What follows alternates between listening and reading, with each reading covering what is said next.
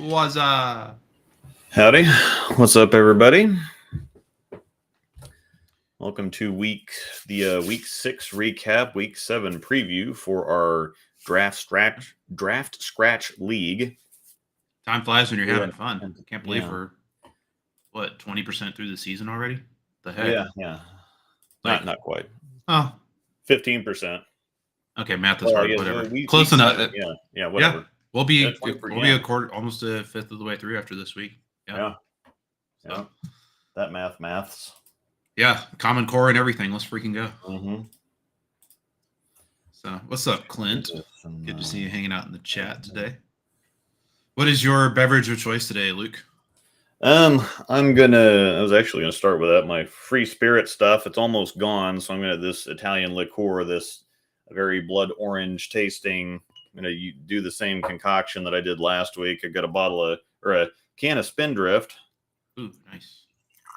So blood orange Spindrift, basically. I dig it. So the blood orange mango Spindrift is actually really good, by the way. I don't know if you've tried that one yet. Yeah. I would imagine so. All right. And then for myself, just a iced latte made in my kitchen. So nothing crazy, but just getting the Java juice going. So while Luke, do you want to do any promotional doodads before you get going, or there's a lot of stuff in the description. So we got Cool Week discounts. We got custom ball cups and spinner discounts. I have free spirits discounts if you want to have a mocktail while you're working. Mwahaha. Probably the best part about it. It's the little things, right? Yeah. Ooh, fancy. That does look pretty good.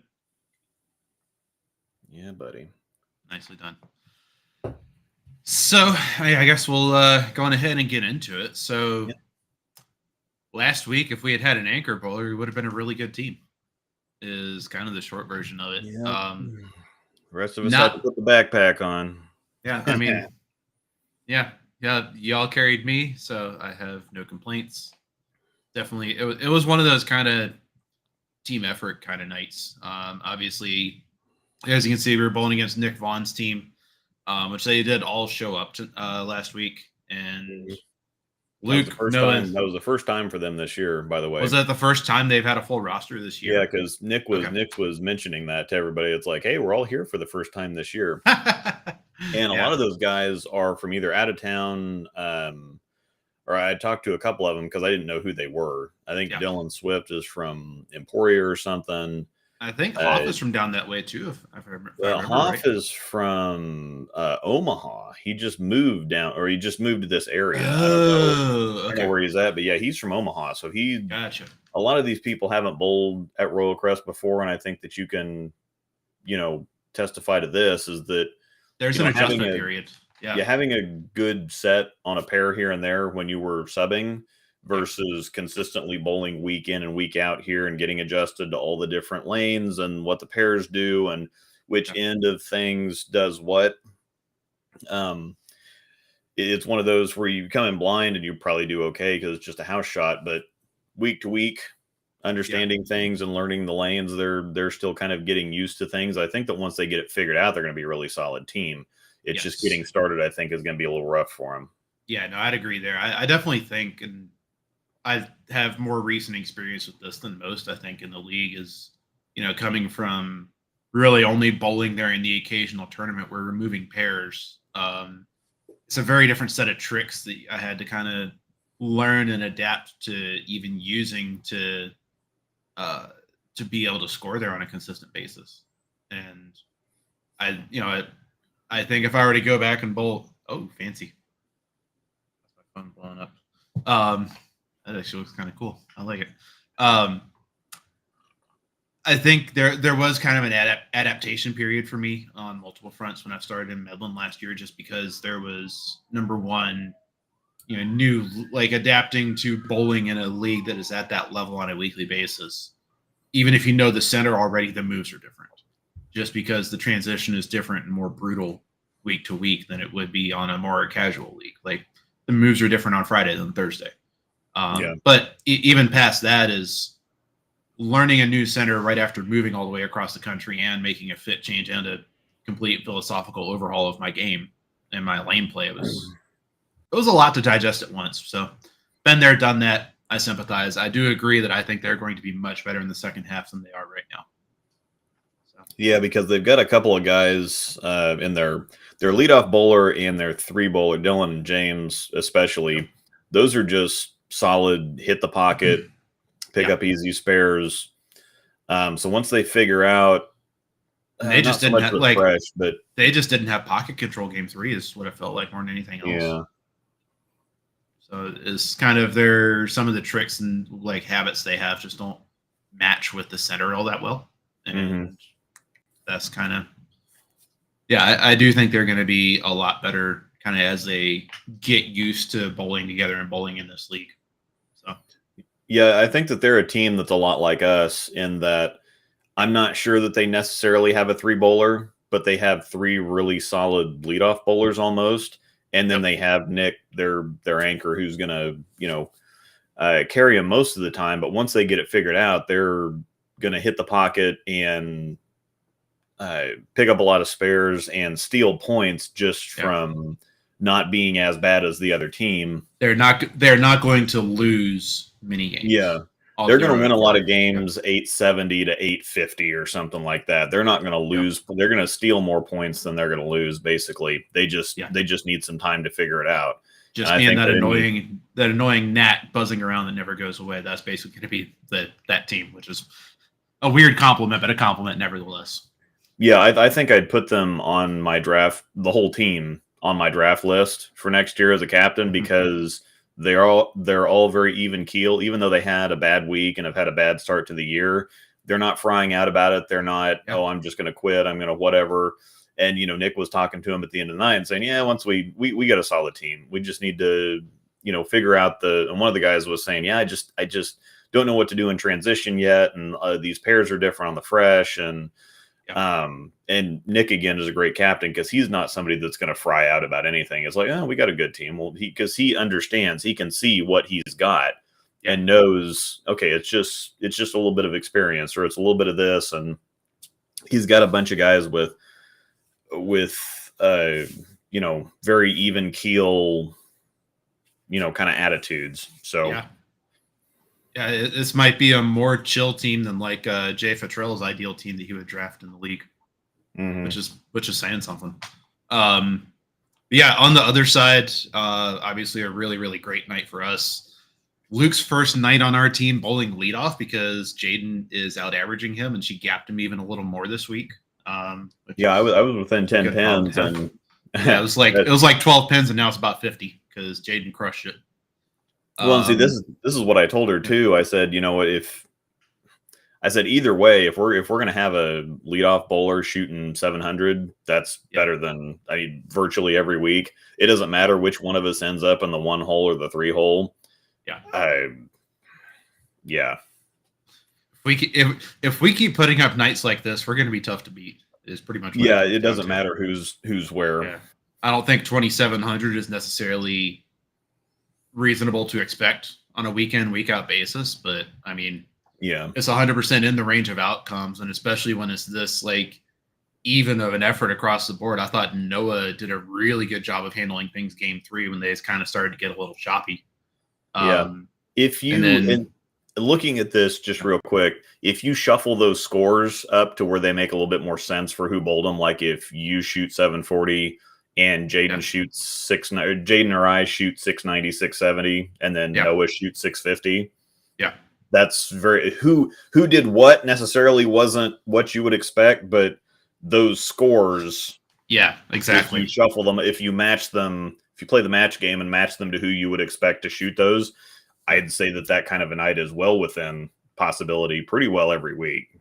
Pretty much, yeah. We're going to have our ups and our downs, and I think it is pretty cool to have, you and Jaden have provided.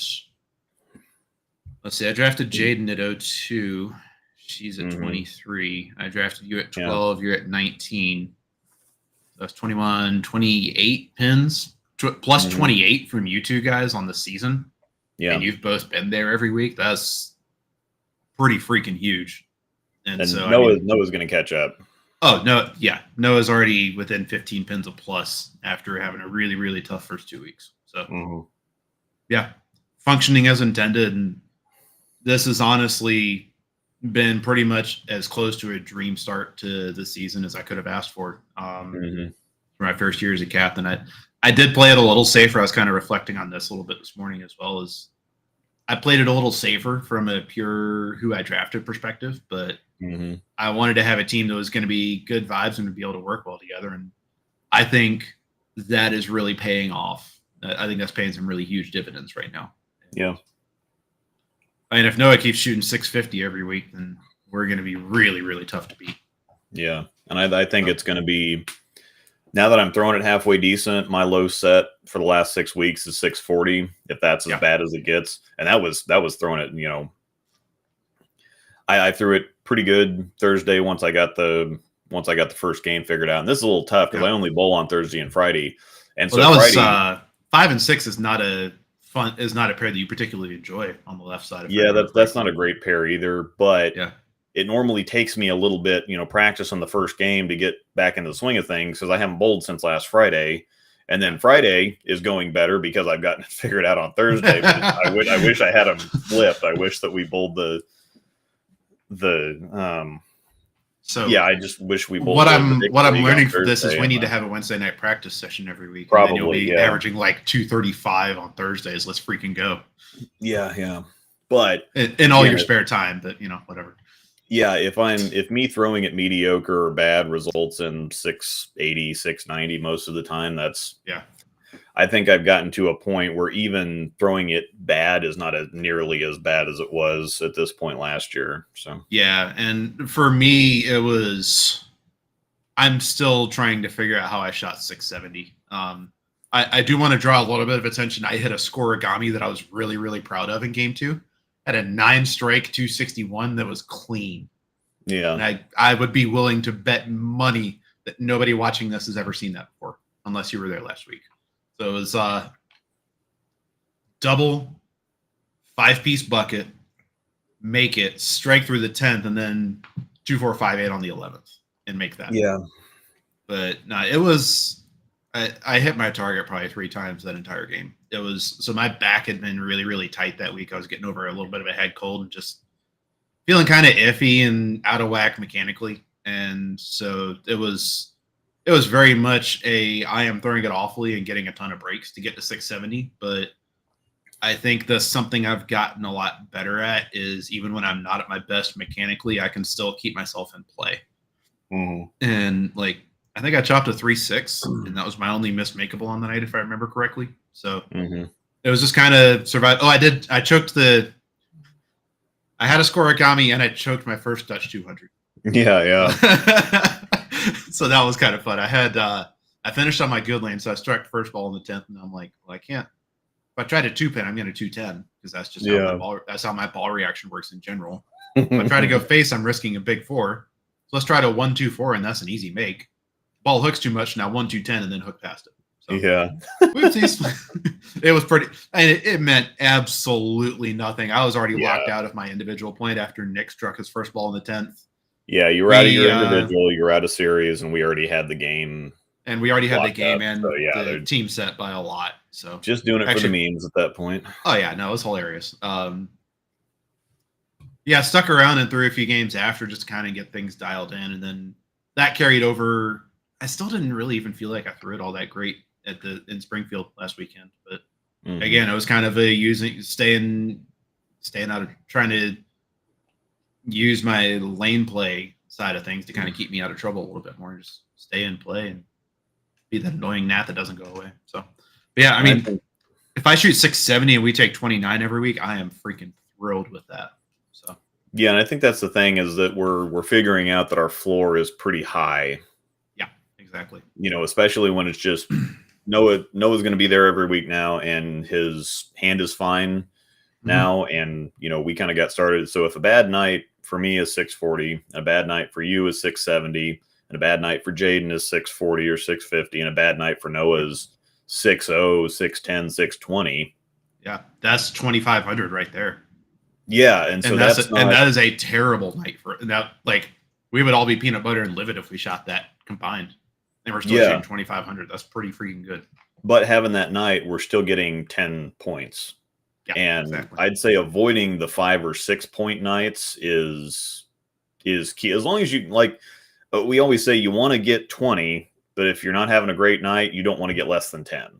Yeah, like getting wiped is bad news, but if you can get 20, cool. But if you can keep it above 10 on the bad nights, that's going to work out pretty good too. And so far, we've got our lowest point total is 11 versus the team that's currently in first. Yeah. And now and that was a very close 11 that could have easily been like 18 for us. If two little things go differently. Yeah, because I lost 2 points by less than 10 pins. I mean, it was 21-11 by 10 for the team. Yeah. So it could have been 21. Yeah, it could have been 21-11 either way, really, if a few things go different. So yeah, for sure. So quick updates for us. There we go. Yep. So these are the standings after Discord notification just made me flinch. What Discord notification? Okay. I guess someone tagged something in Discord, whatever. Yeah. So after week 5, we were in third, about 10 points ahead of 7th, but also 14 off of the lead, which was 14 and a half off the lead, which is Jerry's team, Team Ottawa, who we took 11 from 3 weeks ago, if I remember correctly. We closed that gap a little bit. So we are now 5 off of the lead, have a 12-point buffer over third, and leading the league in total pinfall by about 160. Sweet. So it's we're the only team over 1,600. Yeah, 16,000. Yeah. Trevor's team is about 160 behind us. They're at 15,965. Crouch's team has tailed off a little bit, but they also got off to a really, really hot start. And then Brent's getting hard carried this year. How's Brent's team doing? Let's take a look at that real quick. Brent, 3,700 for 18. Oh, gosh. Yeah, he is getting carried. So he's right here on Trevor Baumgartner's team. It's been a good run for us. We're still, I think for the next kind of like 5-ish weeks, I think we're in get as many points as we possibly can mode, and then we kind of start the Murderer's Row run that we have at the end of both halves, and that's just going to be kind of hang on for dear life. Where this does get a little bit interesting is I was looking at our at the league schedule. We have now, I think we are completely done with lanes 1 through 6 for the half after this week, just because of how lane assignments work out. So we've been on the low end a lot this year, which, as you can see, looking down here at the average by pair chart, they're kind of middle of the road, but we've hit 1 and 2 and 5 and 6 a lot better than most other teams, I think. League average is right at 215 for the season. So you got kind of 3 and 4 is about average. Then 1 and 2 and 5 and 6 are a little bit below average. And so I think we've been able to maximize our results much better than most teams on those pairs. Is kind of, I think that's been something that's really helped us so far this year. But, we've been in a side of the house we're pretty comfortable with and getting as many points as we can. What's up, Max? So it's just kind of hang on to get as many points as we can, and then just chunk away and make sure we don't get rolled the last 6 weeks, because there are some really, really tough teams on the back half of the year, or on the back 6 of each half. So it's kind of plunking right along, and we're on 1 and 2 this week, which is the tied for a third lowest scoring pair. Tied with 13 and 14, and then 15 through 18 have been pretty tough. Although, didn't someone shoot 300 down on the high end? Yeah. Was it Trent? Well, yeah, he shot 300, but that was just this last week on like 7 and 8 or 9 and 10 or something. He was a few pairs removed from us, but he wasn't exactly on the high end. I thought Well, someone shot a big Tyler number on the high Romovich end. shot 800 on 17 and 18. Oh yeah, that's 2 right. weeks ago, I think. Yeah, because he shot like 620 last week. Mm-hmm. But Russ shot 620 on 17 and 18 a few weeks ago too. So Russ does 17 and 18 has been Russ's worst pair in the league for a while. I remember looking at that after last year. So flipping the page a little bit and looking towards who we got this week, we were bowling Johnny Clark's team. Johnny's a good buddy of ours. Really good people. I'm looking forward to this week just because this is another of those teams where it's a bunch of good dudes who are just fun to hang out with while we're bowling. Mm-hmm. And so I think that's going to be a good time in that sense. I do think so. Rick Jimenez was who Johnny actually drafted, but Rick's been nursing a knee injury, and I think he's out through the end of the month. So his son Alex has been taking his place. Their book average was within a few pins of each other, so that was allowed as essentially kind of a rostered sub type of situation. But Rick's going to be the primary bowler the rest of the way once he is back. I think they've been running with pretty much the same lineup: Ethan, Jim, Johnny, Alex for a good chunk of the year. Johnny has had a pretty rough start to the season, honestly. He's just kind of a little bit out of sync, not really seeing it right. But I mean, he's a talented enough bowler that I know he's going to figure it out at some point. I just hope it's after this week. He did shot 300, 820 something or 815 or whatever a few weeks ago. Oh, yeah, that's right. That was down on the high end somewhere, I believe, right? Mm-hmm. It was 13, 14, 15, 16, something like that. Okay, yeah. So, yeah, this is one of those matches where on paper we should have the advantage, but I think these are also all a bunch of guys that can potentially pop off at a moment's notice. So there's kind of, especially us being back on, so we're back on 1 and 2 this week as well. So I think us seeing that pair for the second time this year already is going to be a good thing, just for us to kind of know what the play is going to be a little bit more. Mm-hmm. But Mason's been here. He said, Rob Wagner shot something. He shot 300. Okay. That's who it was. That's right. Yeah, he doesn't count. Yeah, he's a lefty cheat. So, I think us seeing 1 and 2 again so quickly after seeing it against in a pretty brutal environment against Team Ottawa, I think that is going to play to our advantage this week. But at the same time, I feel like the range of outcomes for Johnny's team is pretty significant. I know Jim Anderson has had a pretty rough start to the year. He's been not even averaging 200. And he's throwing a plastic ball. Yeah, he's been throwing you remember that old like Chinese dragon-looking clear optics plastic? Mm-hmm. That's the only ball he's been throwing in this league, and it's actually kind of hilarious. It looks kind of sick going down the lane. Yeah, he kind of slow rolls it, so that's going to be something I'm going to have to pay attention to because I am going to have carry down. However, he's pretty accurate. So I'm used to a little bit of carry down already. Anyway, I'm used to starting where I start and then either slowing down or gradually moving, straightening out a little bit. Now, how that's going to affect me, I'm not sure, but being able to straighten up a little bit more, I don't think is going to be that big of a problem. Yeah, and he doesn't use a ton of surface. I don't think your fronts are going to go away all that much either, which will be really nice. I think if anything, it's going to help tame I think if anything, having a little bit of carry down on the left side, it's just going to help settle down the back ends a little bit. And so make things a little. Yeah, I agree. With his, old guy rolling as that Summit is, I can just kind of plop it somewhere in the track and hit the head pin somewhere, and they're just going to crumble. So I'm not terribly worried. I just have to pay a little bit more attention so that I don't go like strike washout or something like that. I have to pay a little bit more attention, but I think it's actually going to work in my favor. Yeah. Speaking of old guy roll, I did cross with Eddie Bird in qualifying on Saturday in Springfield, and he went like 350 overthrowing the Summit the entire block, and I'm just sitting here like, how do you do that? You have to dump truck the pocket with it, dude. He's such a good dude to talk to too. He's really cool. Oh yeah, Eddie's great. Yeah. So as far as lineup, I'm expecting to just roll with the same thing as what we had last week. Just Noah, Jaden, me, and whatever happens. I've had an up and down experienced head to head against Johnny, bowling against Alex actually, Mm-hmm. because he tends to kind of force hook it a little more than I do, Yeah. and so that can kind of.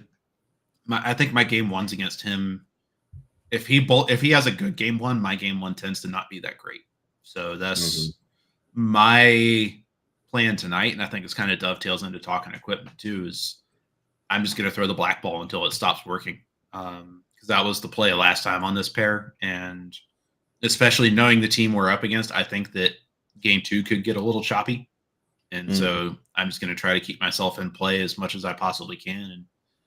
And my back's feeling better. I actually went out and practiced a little bit yesterday, and I'm throwing it a lot better now than I was last week. So it's just kind of show up, make good shots, keep myself in play, and hope for the best is kind of my general game plan. Not going to change anything equipment wise from last week. So that'll be top speed, NV Tour, NV Tour Pearl, Ocean Vibe, and a spare ball. So nothing crazy on my side. Are you going to, so obviously the bigger thing for you this week, like you mentioned, is Jim throwing plastic. Is that going to affect any of your game plan? Or are you still going to bring the same bag and just kind of use different chunks of it maybe? Or how do you think that's going to play out on the left side?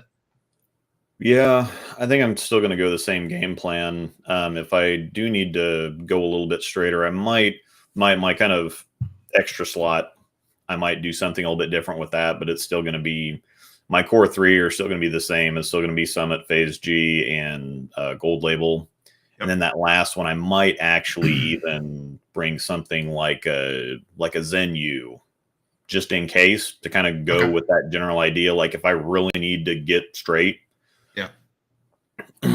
or if I already have the carry down to work with, and that just works in my favor with that ball. But I think I'm going to be able to just dump truck the pocket, like I said, with the Summit, and I'm going to be just fine. Who I'm bowling against, he's super up and down. Now it is kind of cool because I used to coach him. I used to drill stuff for him. I used to coach him a little bit. Oh, okay. Awesome. He's had an up and down year. He's already tried to quit a couple times on Johnny, I guess. So because he's just not. It's not going the way he expected it to so far, but Johnny's been working with him a little bit, and he shot 690 last week. Yeah. Pretty well identical to the games I shot, just in different order. He's a two-hander, and so it's really going to depend. He's going to be super up and down based on how things are going, and so I think I've got the mental game advantage. But if he gets locked in with something, he can put up scores in a hurry, but he can also fall apart in a hurry too. So I'm really not sure that's kind of a wild happen there. Yeah. I think Noah's got the advantage over Jim just because Jim's been forced to use plastic. Yeah. The whole year. Jim's been throwing it about the same because I've seen him bowl T-balls on Tuesdays at Olathe as well. And he's been throwing it about the same in both places. He hasn't. I don't think he's bowled league at Royal Crest in a minute. He's got more to work with at Olathe with that plastic ball because it's more predictable, consistent friction to where you can just put it into and walk it off of. And Royal Crest, there's a little bit more of a cliff. There's a little bit more of a cliff, but less of a cliff at the same time. It just Olathe has defined crazy solid friction from like 7 to the ditch. Yeah. And Royal Crest is more on like 5 board, like 4 hooks, 5's a little bit more, and then 6 just doesn't hook. And so walking it off of that's a little tough with plastic. And so he's more suffering from carry down or just lack of carry, I guess. Yeah. And then I think he will figure it out though. Like I think if I was a betting man, I'd say he finishes this league at 205 or more. Like, oh sure. Yeah, I think he will figure it out. Yeah, exactly. He's too good to not figure something out and at least get further up there. And then with the last 2 spots, like you said, Alex and Johnny could both shoot 750 or they could shoot 650 or any. So trying to play the number. I mean, if you played the numbers, you should be bowling Johnny, but Alex could just as easily shoot 750 and make that a moot point. So it doesn't really. Yeah. That's not ever going to be one of those, oh, you should do this because those two, even though one's averaging higher than the other, they can put up equally high numbers. So this feels very much like we just do our thing kind of night. Yeah. Don't really overthink it all that much. So. Yeah. One of those play our game and don't worry about what else is going on. I think the first 2, I think Noah needs to be against Jim and I need to be against Ethan. Bottom two don't really make any difference. And again, even if we, if everything goes according to plan, we could put anybody anywhere. And yeah, but they're, I don't know, they're one of those streaky teams, I think, or not necessarily prone to just falling apart, just prone to really big numbers. Yeah. So they could either shoot their averages or within I think they have a fairly high floor like we do. Their ceiling's pretty crazy though at the same time. Yeah. No, I'd agree there. Yeah, no, it should be a fun time. And yeah, like I said, another fun team to bowl against. Yeah. Should just kind of be another chill night of bowling, and hopefully if we can walk away with another like 24 plus, that'll be a really, really good night. Yeah, I would say just looking at I would expect Noah to get 3 or at the very least split. Yeah. 1 and 2 is a crazy rough pair. It's not nearly as bad on the left side as it is on the right side. I actually don't mind it that much on the right. Believe it or not. Yeah, well, I'm just saying. I think it's the left side on 1 and 2 is easier. Even if 1 and 2 is fairly favorable, the left side on 1 and 2. I just got tapped last time, and I think I was in the wrong ball, and I was throwing the gold label against Jerry's team. Yeah, and I got tapped most of the night. So, just straightening out the ball path a little bit, and then I think the carry down from the plastic ball is gonna. It takes one to know one, John. It takes one to know one. And then I have no idea what's going to happen with you guys down at the bottom. I would hope that whatever happens down there, Noah and I can be far enough ahead to help carry the team points a little bit. Yeah. It could get messy with the 3 and 4 spots on both teams, but hopefully we can do our jobs enough to where we can, win an 890 to 880 or something like that, or a 920 to 910. Yeah. Even if you guys run into a 250 or a 260 or a couple of them out of them down there. Yeah. I'm not terribly worried about it.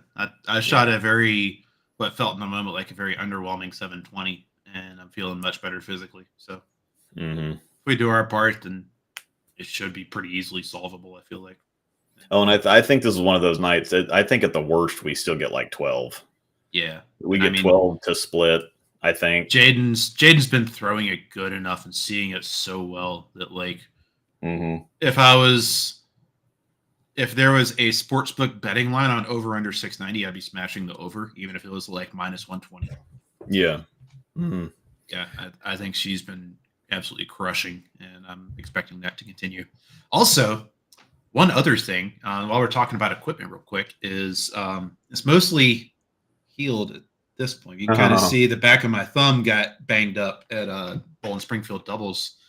My thumb wouldn't stop sweating on Sunday, and it was actually Kevin and Flanagan were laughing about how my Ryobi fan wasn't dying for all of match play on Sunday because I had my hand planted on that thing the entire time. But I lost 2 layers of skin right off of the knuckle of my thumb during match play. And so I've actually made a few tweaks. I'm wearing tape on the back of my thumb for the first time in 5 years. So I got some Vice 1A orange on the back of my thumb, and then I'm switching my textured tape to Real Bowler's tape, 1 inch. Okay.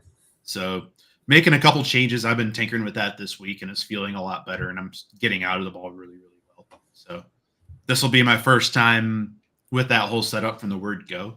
So I'm looking forward to doing that, but it should be a pretty good night. So just kind of keep it simple, do our thing, and see what happens. Yeah. All right. I think that'll probably do it. We will see what happens, but I'm expecting some good things, and I say it every week. It's no knock to who we're bowling. If you're not confident that you think that you can put something decent together, and it's not expecting them to not bowl well or being arrogant about anything. It's just, you got to be confident going into these things. And if it shakes out at the end and they beat us, then it's, congratulations, good bowling. We're on to the next week. There's no firm handshakes and move on to next time. Yeah. So should be a good time. But till then, same time next week, I'm guessing. I actually kind of like this 1 o'clock time a little better. Feels a little more relaxed. Yeah, we could do this again next week too. I know For me. for some people it might work out a little bit better over lunch, but if they're in Mountain Time, then that is lunch for them. So Yeah. And if they're in Pacific time, nobody works on the West Coast anyways, so that works out. Yeah. Just don't tell Lope that I said that. Yeah. But yeah, thank you all for hanging out. Hope you've enjoyed this, and hopefully we come back with more good news next week. So, Yeah. That Till would then. be awesome. Yeah. Yep. See everybody Till later. then. Remember to check the description.